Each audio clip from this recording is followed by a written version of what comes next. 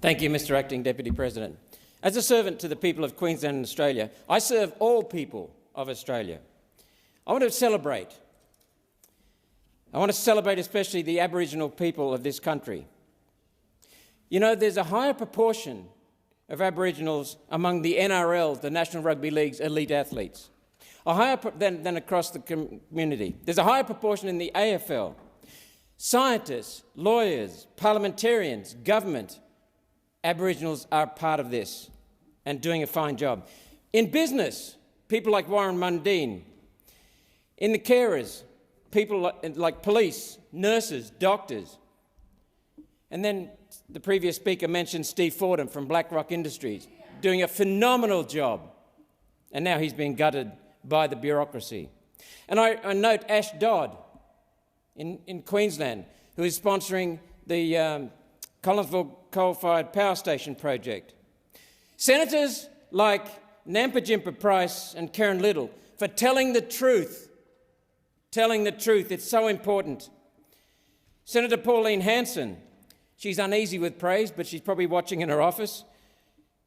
When I first was elected, I approached the Albion office, suburb in Brisbane, of our party, and I was met at the door in the car park by 3 Northern Territory Aboriginals who had come down specifically to meet with us because they said, Pauline Hanson is the only one who understands the Aboriginal plight and the only one willing to stand up and say so, what they need.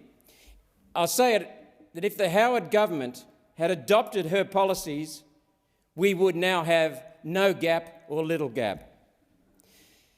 The people I've met in travelling through every Cape York community, Caucasian and Aboriginal, the people I've met in Northern Territory communities are quietly getting on with it, and doing a stellar job.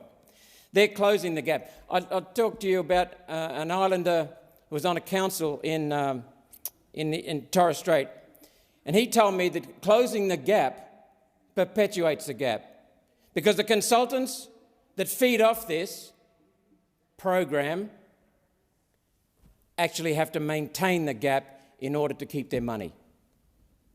That's what perpetuates the gap. Now, there are many challenges our nation faces. Every problem I can see around our country is due to government.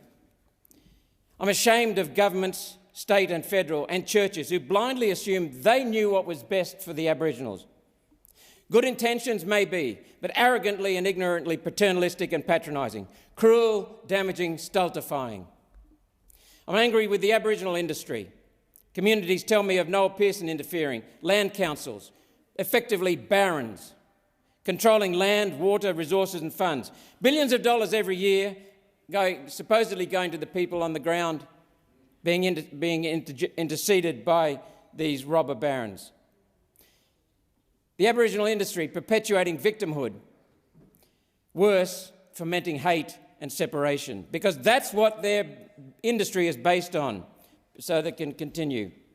The current government proposing the voice to instil and make racism systemic, separating and dividing.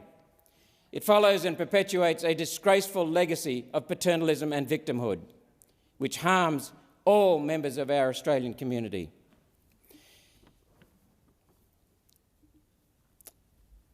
Actions need to follow words. We need to unify, not separate. Solving problems requires listening to people to understand needs. Giving people freedom to get on with their lives builds responsibility and freedom. We need to give the Aboriginal people freedom, especially in the Aboriginal communities. Give them freedom. Addressing all Australians' problems begins with acknowledging government as the cause of the problems. And the solution is getting government out of people's lives, honouring and respecting our Commonwealth of Australia's Constitution. I want and look forward to uniting Australia into one nation. Worst of all, the voice will perpetuate the hollow, deceitful policies of Labor, Greens and to a lesser extent the LNP. It's a dishonest distraction that will perpetuate the gap, perpetuate the cruel infliction of punishment and deprivation. We need policies for lifting all Australians. That requires policies for restoring sovereignty, implementing sound and honest governance based on data and facts, honest policy, and first of all, listening to understand people's needs. then instead of doing things to look good, actually doing good. Senator Green.